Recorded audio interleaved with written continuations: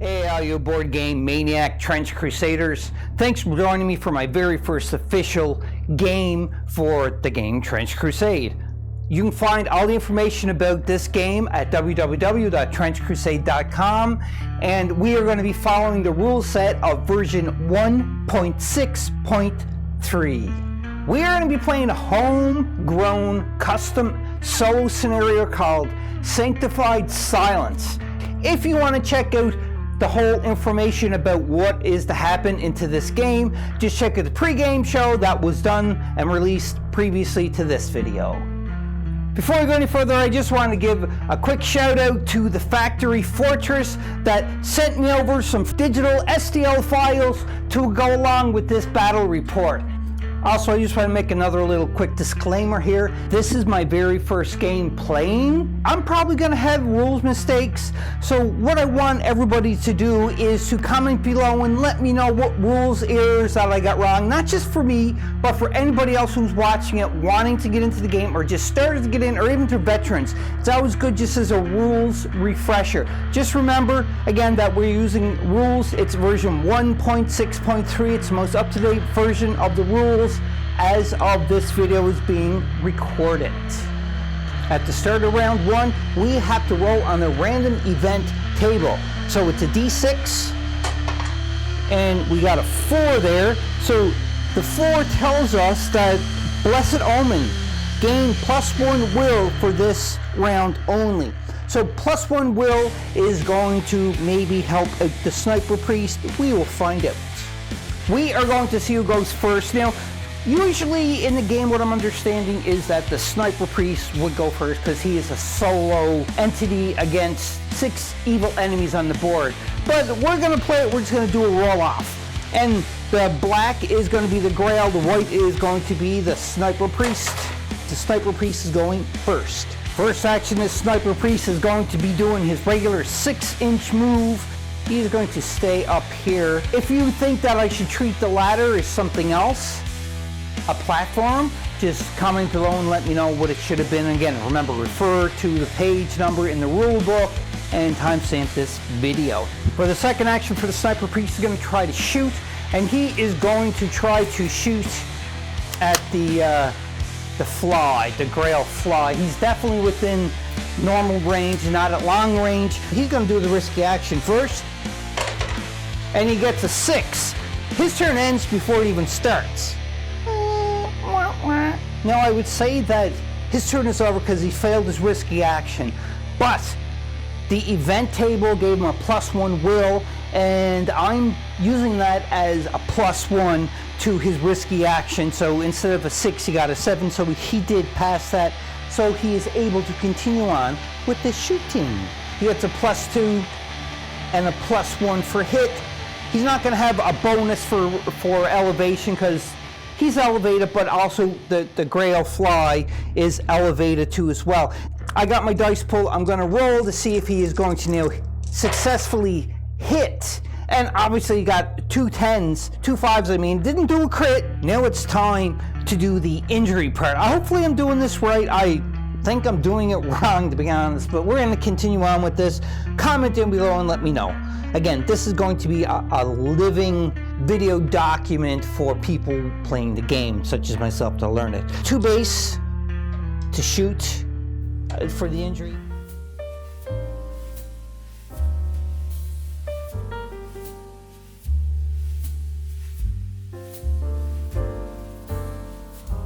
To shoot for the injury, and also what I'm assuming is he's still going to get his 2 for, because it's still a ranged attack, and he gets 2 for his sniper rifle. So I'm going to roll it like that to +2.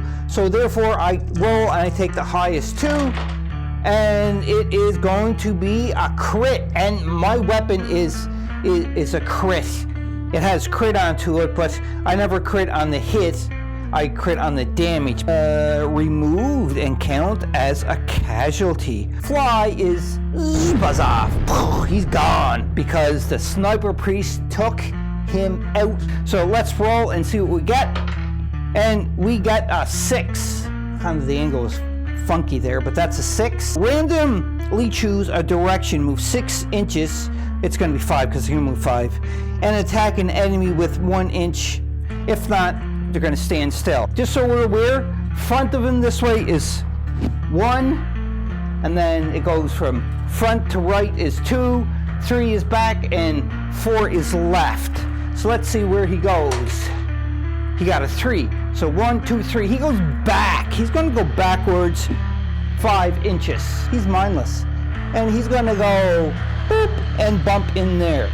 So when he bumps there, he's going to come up there because it is 2 inches. He's okay. If it was 3 inches, then he would probably have to do a risky action to see if he climbs up it. But it is 2 inches, so that is where he moved. But there's a Grail Thrall. Sorry, technical issues. That is why I'm looking to get some new gear, because I desperately need to be able to assist. Next go is the other Grail Thralls. Now, let's do the fly. Why? Why not? So let's see what he does first. Roll a d6, we get a 5.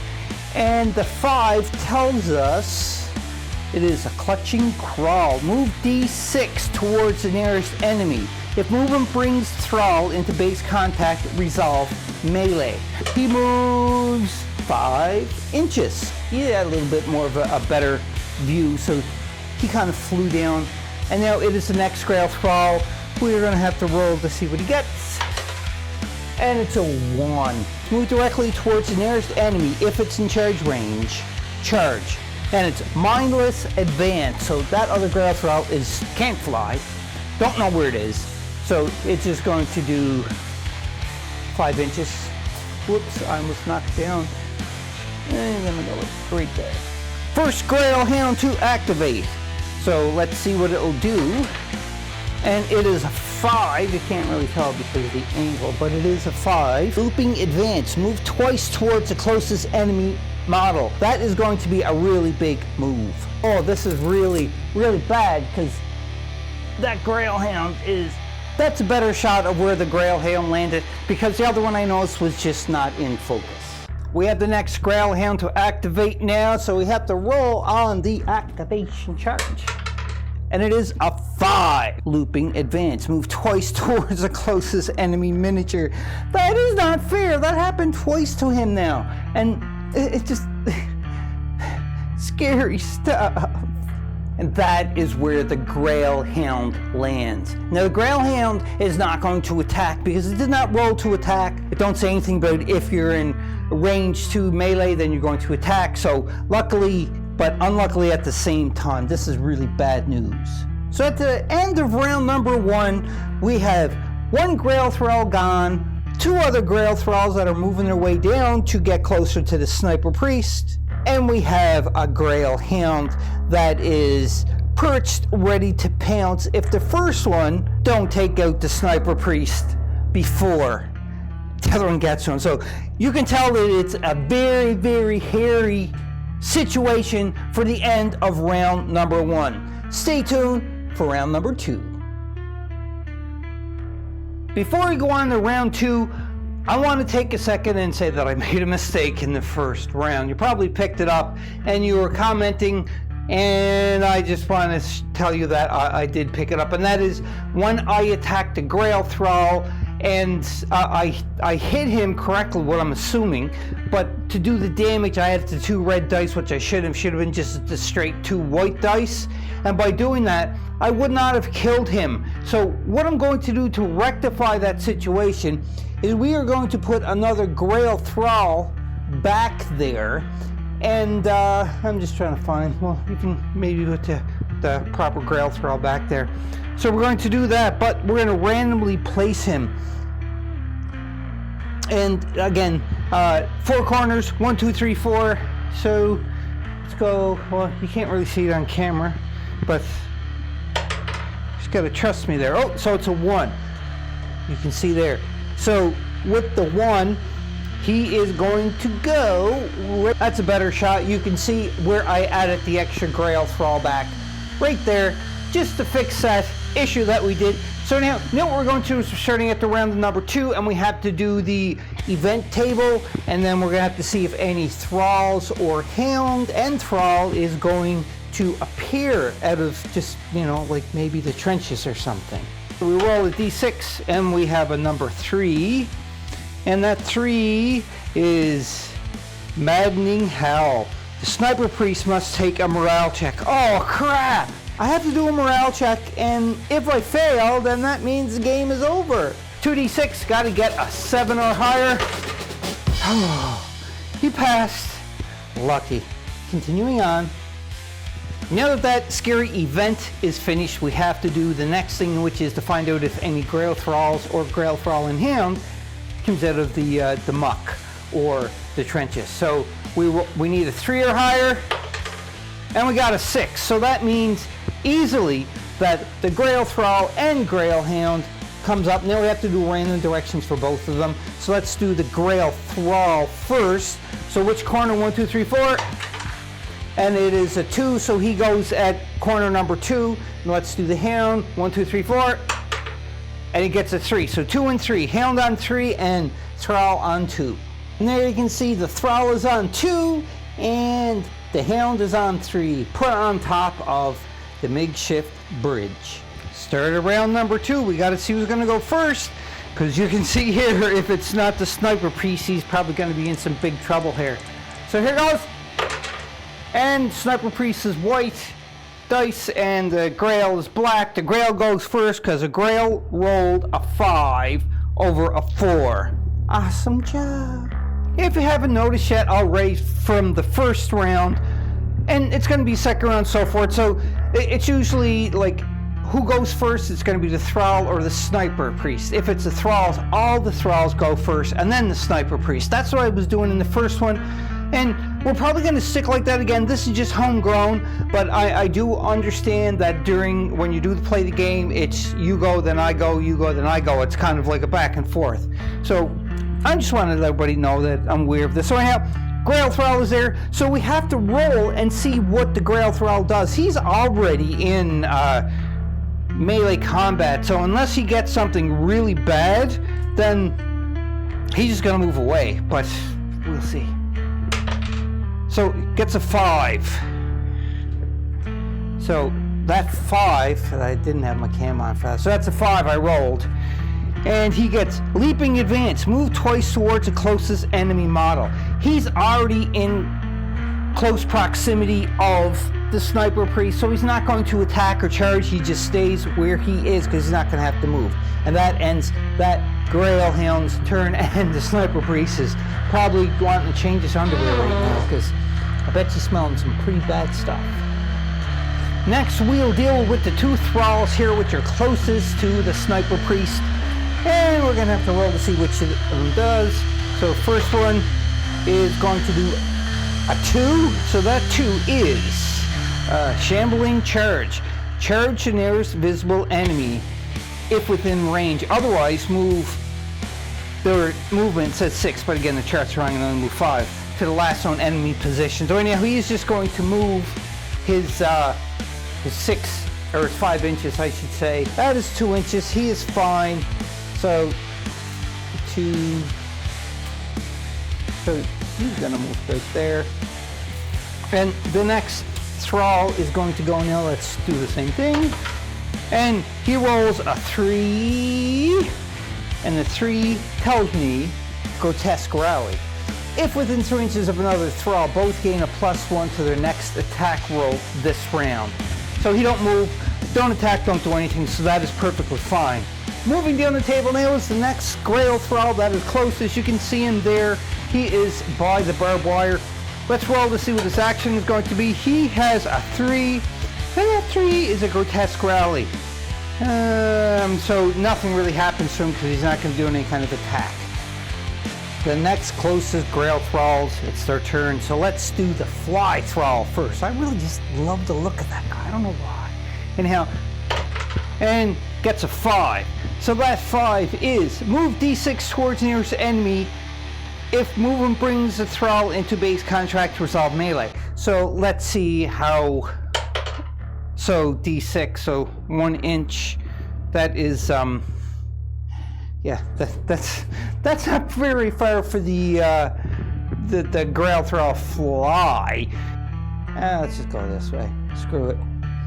So 1 inch for that Grail Thrall fly. Wow, exciting stuff. So let's roll on to the next one to see what the other one gets. Oh, almost went out. That is a 6. So the 6 on the chart is Erratic Frenzy. Randomly choose a direction, move 6 inches and attack an enemy within 1 inch. I apologize for that. We seem to have had a little bit of technical difficulty during the recording. So it had to stop. We're just going back a little bit. So what we're on right now is the Grail Thralls, or I should say the rest of the Grail Hounds time to activate, because he already activated. He had a double run, but he was already in base contact, so he's not doing anything. So let's go to the next Grail Hound that we are going to see. And we're going to deal with the one that's perched up top right here. You can see my fingers pointing to it. So we'll do that one first. Got to roll a d6 to see what it does. And it's a 1. There's the 1. Blood Scent. Move towards the enemy model with the lowest remaining hit points. If in charge range, do so. But definitely not within charge range. So it's going to move 8 inches towards the Sniper Priest and cause a lot of havoc for him. And that is really bad. Oh, right here. Now, we have to remember that the Grail Hounds and Grail Thralls have fear, so when they're in combat, they're going to give a minus dice to anybody who was fighting, and the Sniper Priest already has a -1 in melee, so that's not going to be good if he does actually have to take and fight the Grail Hounds, because it's bad news. Last Grail Hound to go. He's kind of a little bit out of focus, teetering right there, but he'll be in focus quickly, maybe. So that is a 4. That is rolled. Rending Charge. Charge the nearest enemy. If successful, deal +1 damage on the first melee hit. It's not in charge range, so it is going to move the 8 inches though. So it's going to end up getting very close. And remember, we had to sanctify the Grail Shrine to win the game. That is like our #1 thing to do. But it's going to be a lot harder now, because it's like the Grail Hounds are just all coming in and waiting for the Sniper Priest to come close enough so that they can just attack, eat the Sniper Priest and suck the blood out and everything else that it's going to do. It is on to the Sniper Priest's turn though. Uh-oh. Sniper Priest's turn, and you can see that he's got some work to do here. So he is armed with a trench club, and they're one of the most common weapons of the Great War, as melee combat is frequent and brutal. The Sniper Priests actually don't have anything that will help him, which is really bad. So he got his base of 2. He's got a -1 to melee, and the Hound is -1 because of fear. So he's going to roll these 4 and take the lowest 2, and he's going to try to get a 7. Let's see what we can do here. Lowest 2 is the 4 and the 2, which is a 6. So he is unsuccessful in hitting the Grail Hound. If the Sniper Priest wants to try to flee, he is going to take some attack from that Grail Hound. And I don't know if he wants to do, I think he's going to stay in melee for this turn, because it's the end. He is the last one to activate. And hopefully he's going to be able to gamble enough and go first next round so that he'll get more of a shot at trying to take that Grail Thrall out. So he's going to stay exactly where he is. So that is the end of round number 2. And nothing really eventful has happened this round, except for that the Sniper Priest has put himself in such a predicament that he's probably going to die next round. He had to do a morale test, but he luckily passed the morale test. And remember, the first round, the first turn, I did screw up when I was attacking the Thrall, but we did rectify it by adding the Thrall back and rolling randomly to see where he was going to be. So now, let's go on to turn number 3. We are at the beginning of round number 3. So the first thing we have to do is see what kind of event happens. And it's a 1. So the event chart tells us unholy resurrection resurgence.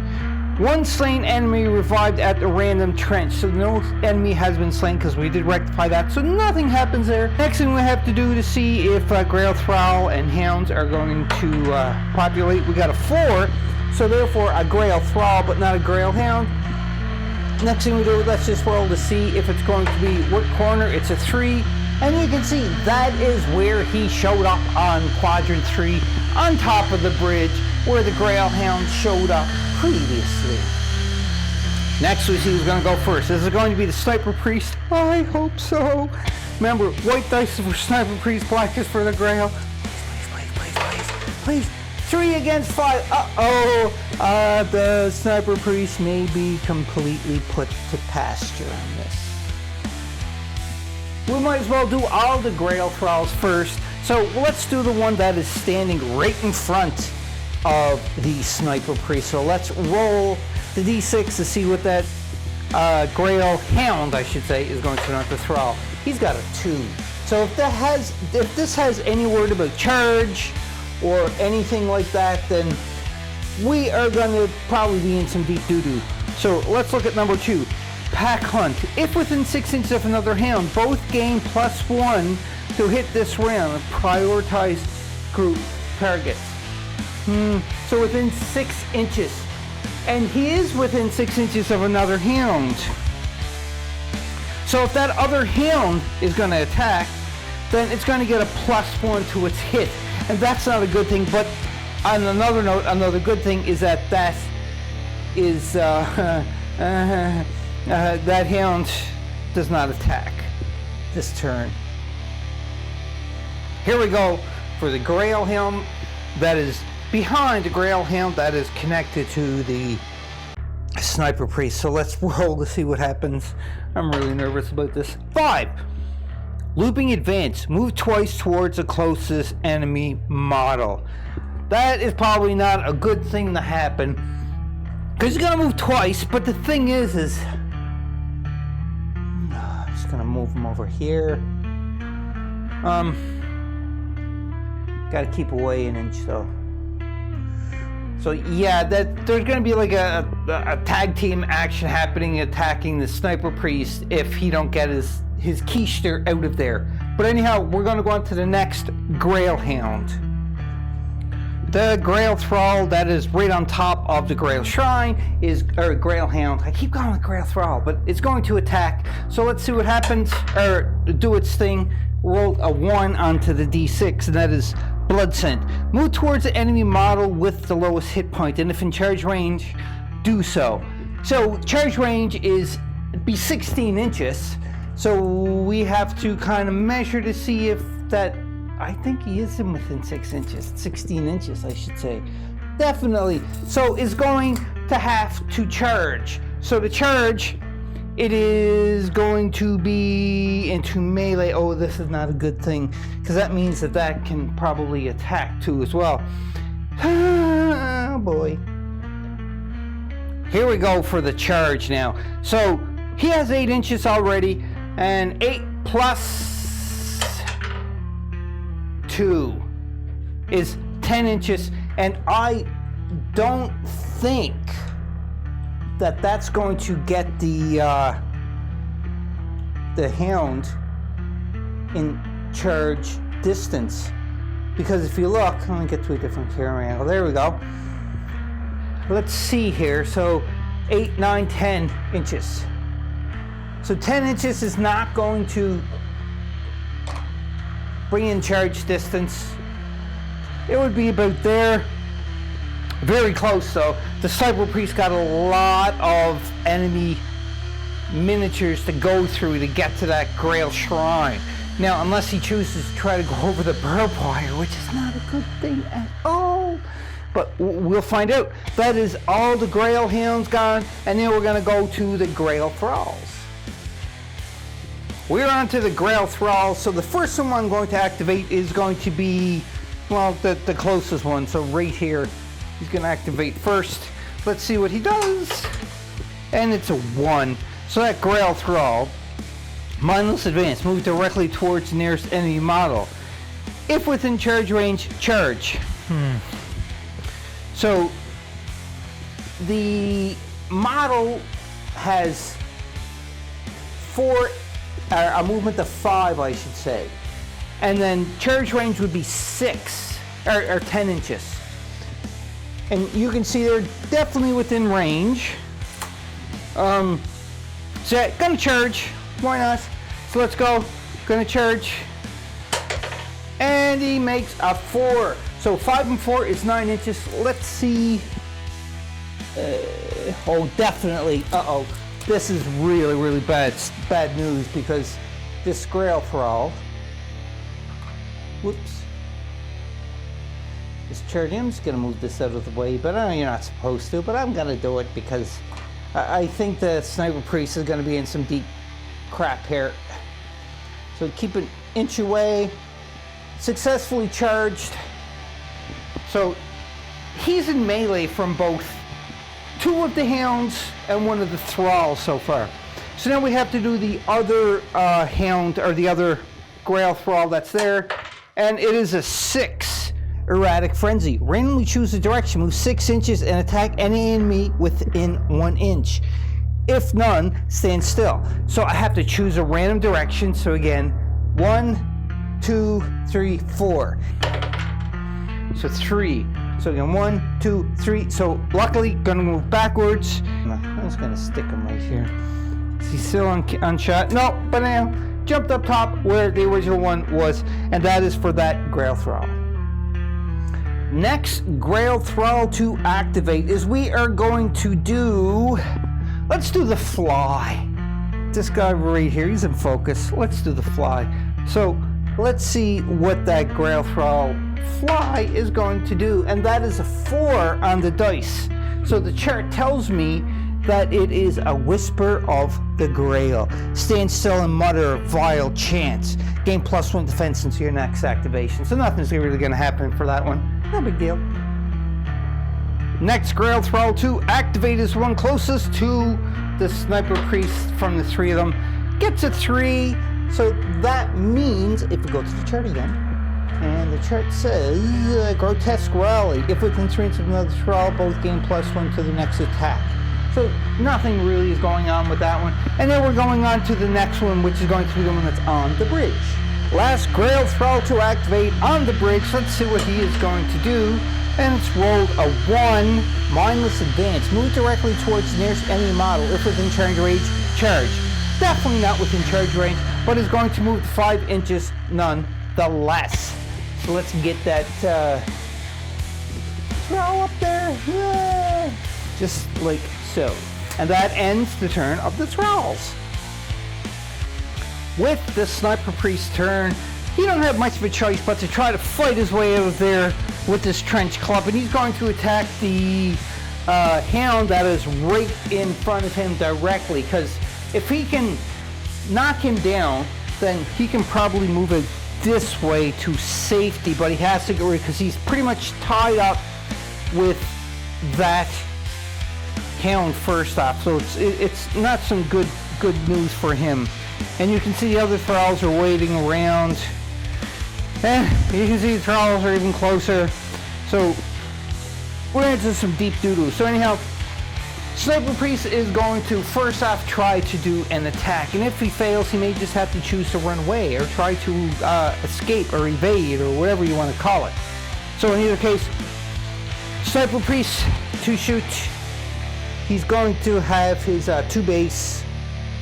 The Hound has fear, so it's a -1 dice for that too as well, and that is a bad thing for the Sniper Priest. And also too as well, wait a minute, no. So yes, base and fear, and he has a -1 for melee. So that is the dice pool that we have, the 2 negatives, so we got to roll the 4 and take the lowest 2. And we get obviously a really good roll with the 2 white ones, but that's 5. I've got to take the lowest one, so it is going to be a 7. But he still manages to hit that Hound, which is amazing. No blood markers or anything that can be used to help the Sniper Priest that I can see there, so it's just a straight 2 up, and let's see what he gets onto the injury chart to see if he's going to do something that's going to really hurt them. So that is 4, 5, 6, 7. The Hound does not have any kind of armor, so a 7 result is down. The target takes 1 blood marker and is down. If it was already down, he suffers 2 blood markers instead. Blood marker city, and it is downed. And I like the blood markers. This is actually probably the first blood marker of the game that is being on. So let's throw the blood marker right here. It's a blood marker 1, and down city goes. And that was the melee. So really smart. So now what I think that he's going to try to do is he can charge to get at the other Hound, but he's not going to be able to melee because he already meleeed this round. So I think what he may do is just try to do a dash. Nobody's going to stop him now.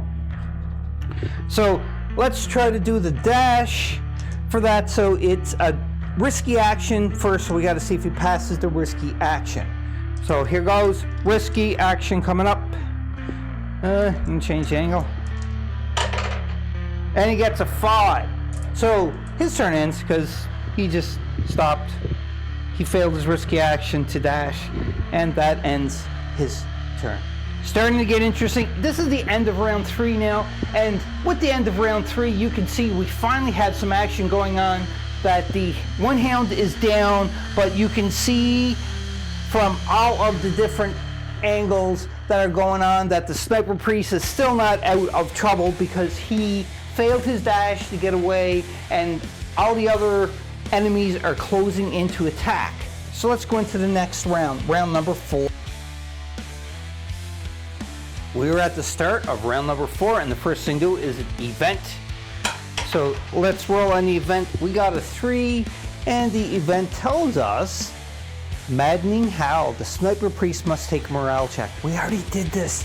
This is bad and super, super scary, but it's not as scary as what you can see before you right here, because that is super scary. But we have to do a morale test, so we have to pass a 7. If we don't, then the game is over, and the Sniper Priest is just too overwhelmed by him getting surrounded, and he flees. 5, 6, 7, 8, 9. He is still in the game with his steel steady nerves. Yeah. We have to see if a Grail Thrall or Hound is going to be on, and it is a 5, so it's going to be a Hound, or not a Hound, a Thrall. We're at 1, 2, 3, 4. What quadrant? It's a 4, so that is where it is going to be located. And that is the Grail Thrall placed in quadrant number 4 in the corner. Again, this is going to be a very crucial role for the Sniper Priest because he does have the downed Hound, so he's not trapped in melee right now. So if he goes first, he's going to be able to do like a move and a dash and so forth to get closer. So anyhow, let's see. Black for the Thralls, white for the Sniper Priest to go first, and the Sniper Priest managed it by getting a 3. Lucky. First thing the Sniper Priest is going to do is he's definitely going to be doing a move, and I looked it up. So the barbed wire is classified technically as difficult terrain, so his movement is going to be split in half. So his movement of 6, he's going to have a movement of 3. So that's just like 1.5 inches goes to here. He's not hitting any of the evil entity. Yeah, he's going to go here for his movement. And now I think what he's going to do is just he's going to do a dash, or try to do a dash to get the heck out of there. Or maybe he should try to shoot first. See, this is a difficult question, a difficult thing, because he needs to leave to try to get to the Grail Shrine there. But the problem is we still have the downed Hound that he could potentially shoot at, because he's not in melee with the Hound, but he can shoot at it, and if he does shoot, then he could potentially take that hound out. And the problem with that is though, is that if he has to take a risky action and if he fails, his turn is over and he's just stuck there. I think he's gonna dash. He has to try to dash, and that's it. So first off, risky action. He needs a 7. Whoops. Oh, shoot. That one gotta be done again. So that's a 4 so far.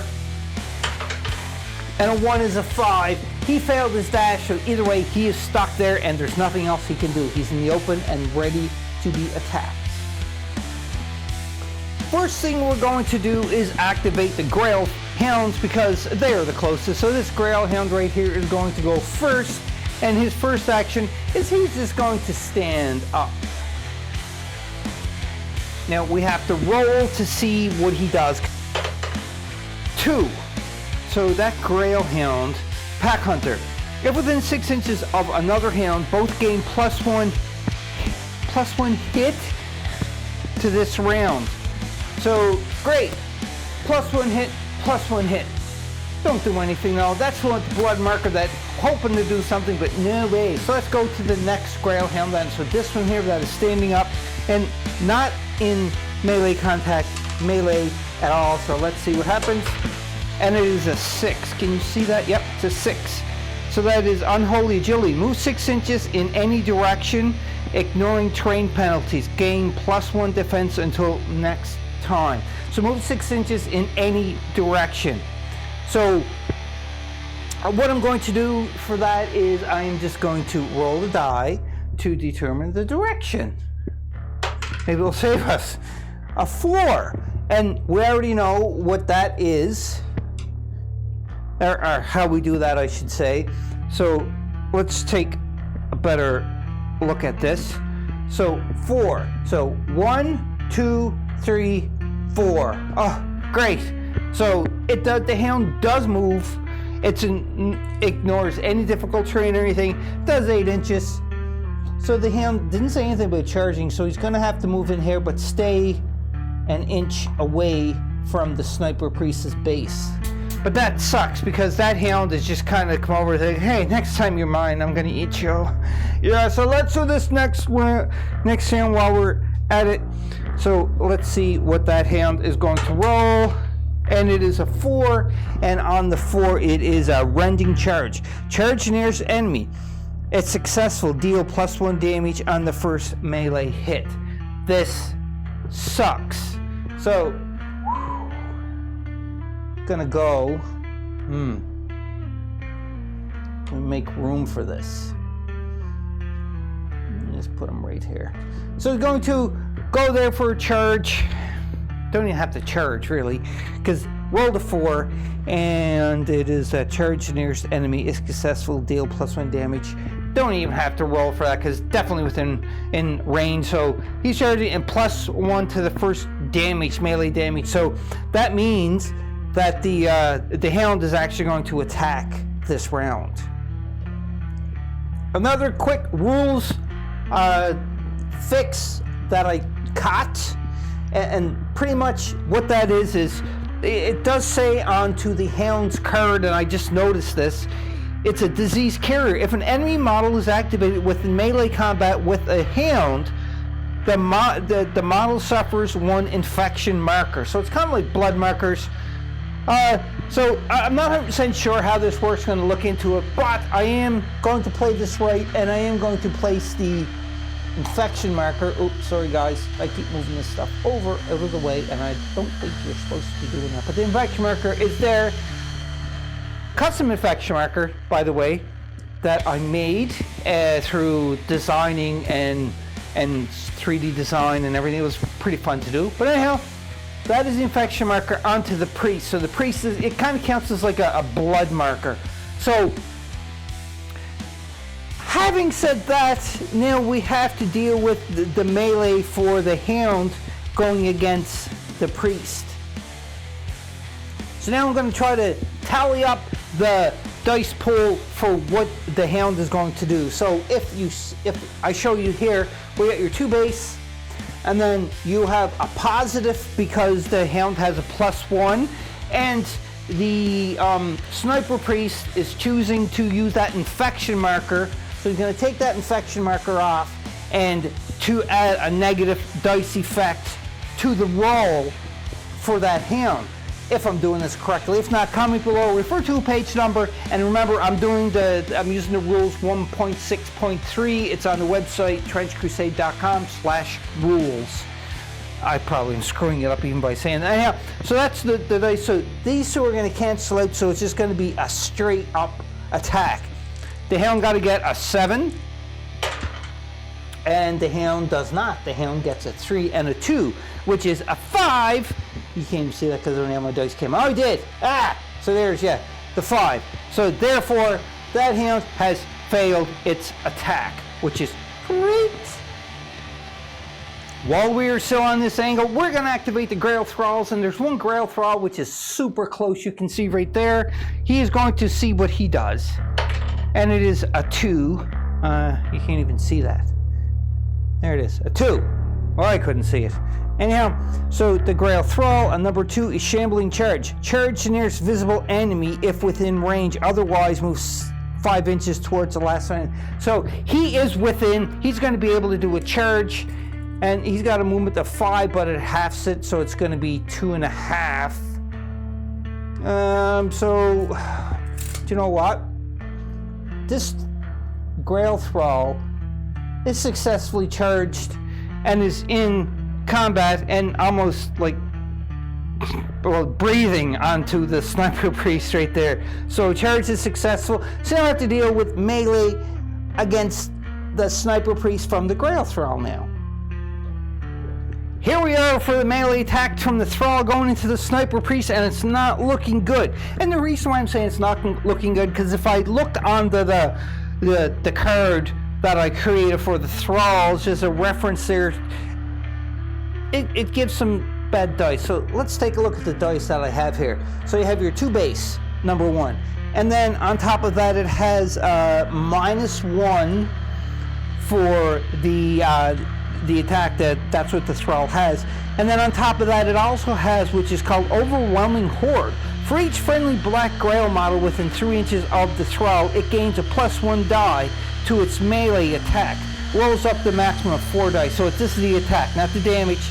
So you can see that there's 3 Grail Hounds, which are part of the Grail, and you get bonus. So therefore, that is going to be that many dice rolling. This is bad, really bad. And all he needs is a 7 or higher for a succeed. So, actually, before I do that, my bad. We got to take out these 2 because they cancel each other out. So that's what you get left: 2 positives and 2 base. And you take the 2 highest. The 2 highest is a 6 and a 10, which is over 7. So therefore, succeed for that. And luckily, the Sniper Priest had used the infection marker previously. I hope I did that correctly. So now it's just going to be a straight roll onto the damage chart to see if the Thrall does anything to the Sniper Priest. Here goes, and it's an 8. 7, 8 is down. So got 1 blood marker. The Sniper Priest is down for the count, not out, but just down, like so, and also gets 1 blood marker onto him, and that is not a good thing. He don't like that. I don't like that. I don't know who would like to get a blood marker put onto them for this. Anyhow, continuing on, we're going to activate the next Grail Thrall, which is up here. Now, we have to roll to see what he does. And it is a 2, and on the chart, it does tell me that Shambling Charge. Charge the nearest visible enemy within range, otherwise move 5 inches to the last known. So he can see, but you can see that's 2 inches. So that's going to be 2 inches down, and then 3 more inches. That will get him to there. So he is making his way up to the amount of mess that is going on, because he smells the blood in the air and the fear.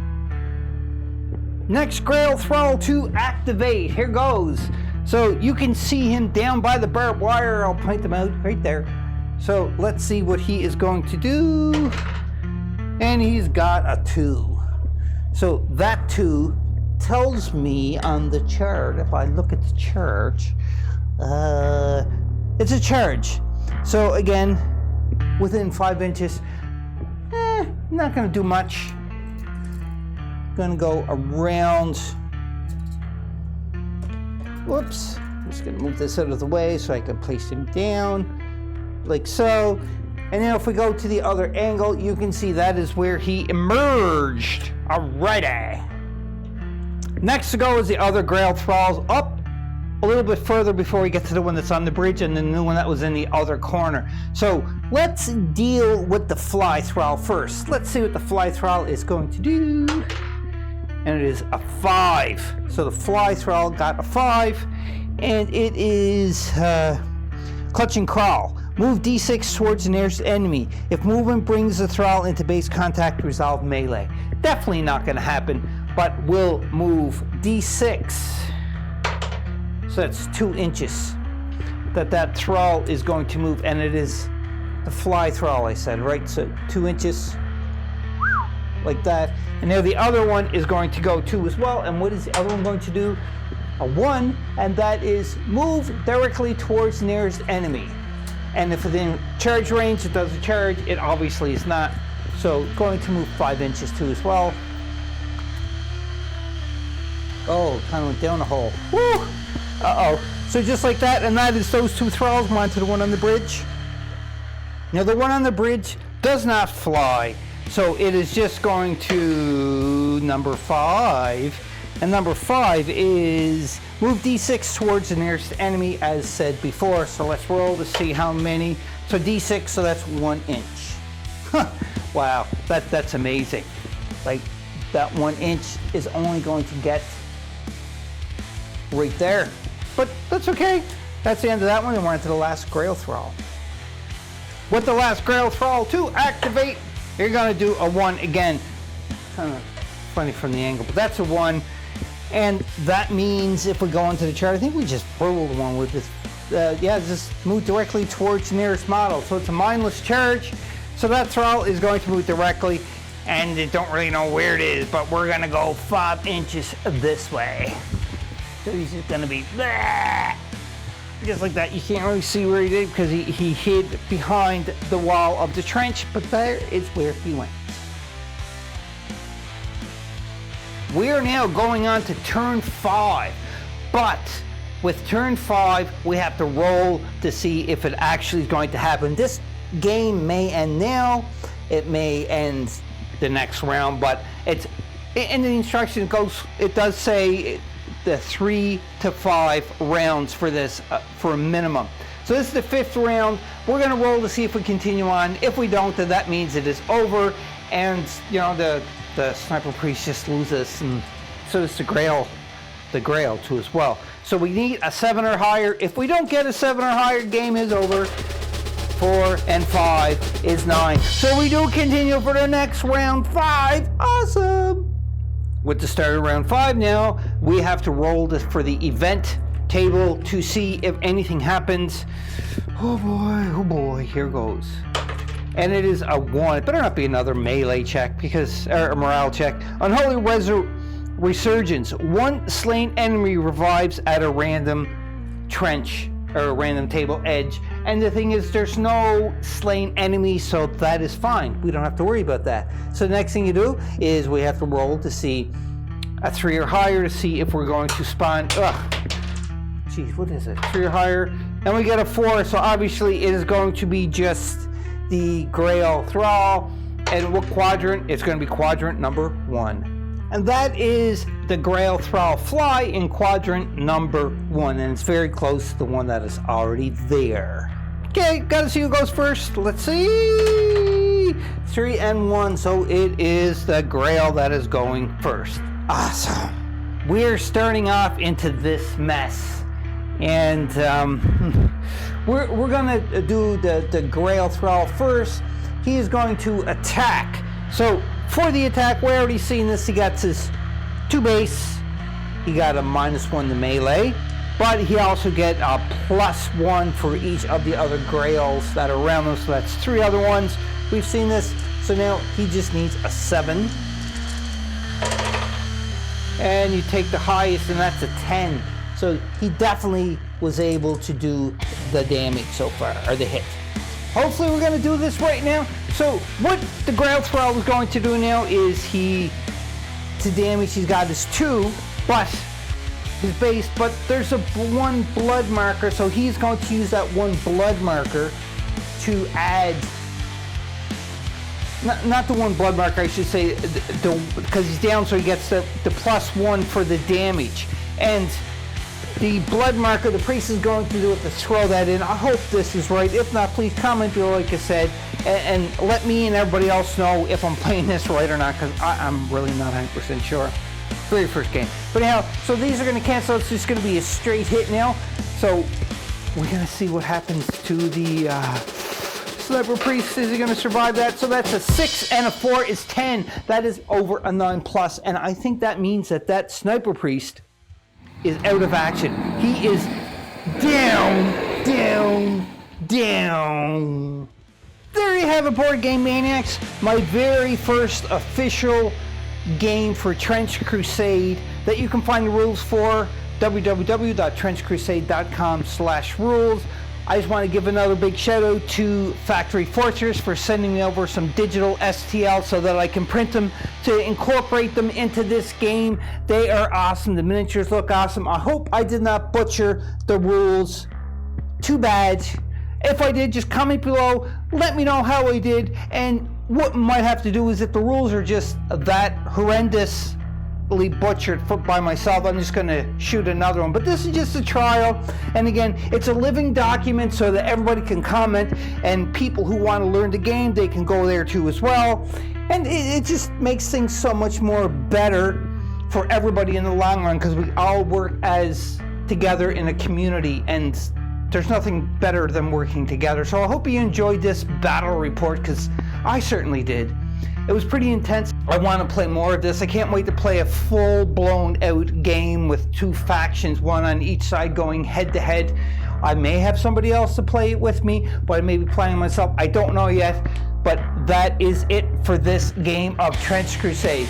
So until next time, if you haven't checked out the previous videos for Trench Crusade, I have a playlist. It is My Adventures in Trench Crusade. Go check that out. They have build videos, painting videos, and a lot more, and I'm constantly building up the video content for that playlist, because Trench Crusade is a lot of fun.